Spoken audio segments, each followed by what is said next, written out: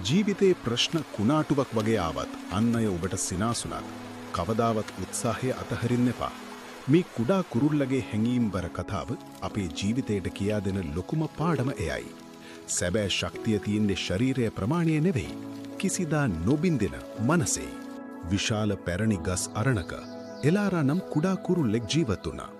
ඇය කොතරම් කුඩාද කිව්වොත් විශාල කුරුල්ලන්ගේ ඇසටවත් ඇයව ගැටුනේ නැහැ. නමුත් ඇය තුල කිසිදා නොබින්දෙන යෝධ ධෛර්යයක් තිබුණා. එක් උණුසුම් දහවල් කාලයක හදිසියම අහස කළු පැහැගැන්වී මහා කුණාටුවක් ඇති වුණා. තත්පර කිහිපයක් ඇතුළත එලාරගේ මුළු ලෝකයම කඩා වැටුණා.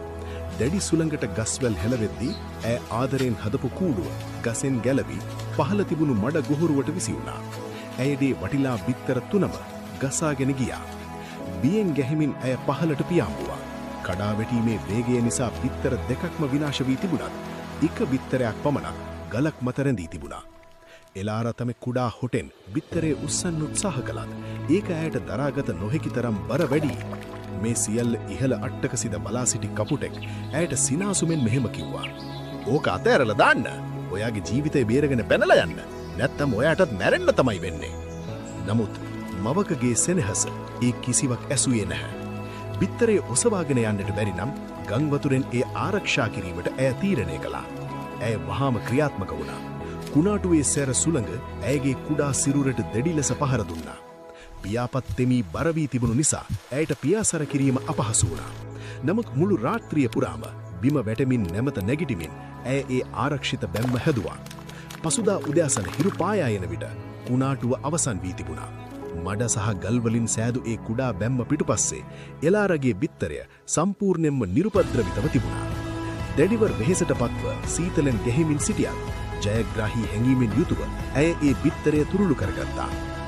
මුළු වනාන්තරේම විනාශ වී තිබුණු අතර විශාල ශක්තිමත් කුරුල්ලන් පවා තමන්ගේ කඩා වැටුණු කූඩු දෙස බලා හනිමින් සිටියා. සති කිහිපයකට පසු ඒ බිත්තරෙන් නිරෝගී ලස්සන පැටවෙක් එළියට ආවා. කලින් ඇයට සිනාසුණු කපුටා බව මේ ආශ්චර්ය දෙස පුදුමයෙන් බලා සිටියා. වනාන්තරයේ සිටි බුද්ධිමත් බකුමූණා මෙලෙස පැවසුවා. ගං වතුරකට කඳු පවා කඩා බිඳ දමන්න පුළුවන්.